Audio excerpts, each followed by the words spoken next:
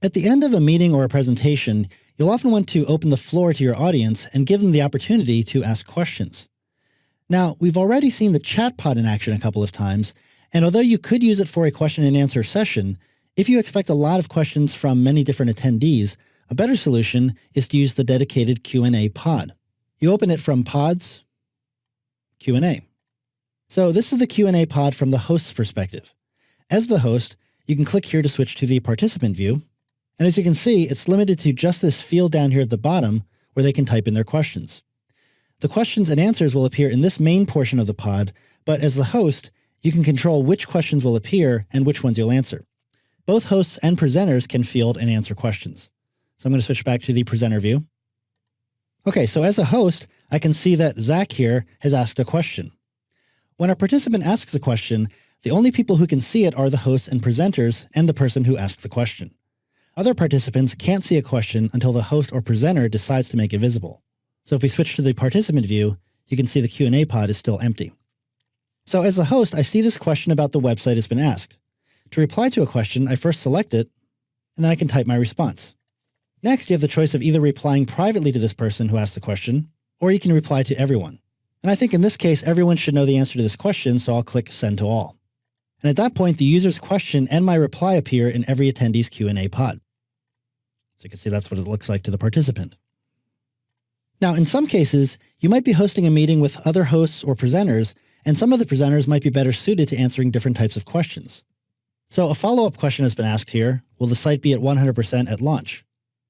Now, in this case, the other presenter, Corey, is sitting here in this meeting. You can see her here in the attendees pod. And she's on the web team and knows more about the website schedule than I do. So rather than trying to answer the question myself, I can assign the question to her. I do this by selecting the question, and then from the Assign To menu, I can just select Corey. Corey will then see a message next to the question in her Q&A pod indicating that the question has been assigned to her. And there's Corey's reply. And again, that's what it looks like from the participant view. Now, maybe as a follow-up to this, I want to tell Zach here that we're going to be pulling him in on the project, but it's not something I want to broadcast to the rest of the attendees. So I can select that question again and type, "We're going to be bringing you in to help hit our target date." But I'm going to be careful to click Send Privately. So this message only shows up in Zach's Q&A pod. But be aware that other presenters and hosts will be able to see it as well. From the participant view, it doesn't show up. This message will also show up in red, and the word privately will appear next to my name in Zach's Q&A pod so that he'll be aware that this is a private message. Now, as the questions and answers go on, you'll probably want to take advantage of the ability to filter through the questions with this menu up here. You can show all the questions, show only open, meaning unanswered questions, show answered questions, or show the questions you yourself asked. So if I wanted to show open questions, I can see there's only one question that hasn't been answered yet. Clicking on any of these questions re-expands them so I can see the answers.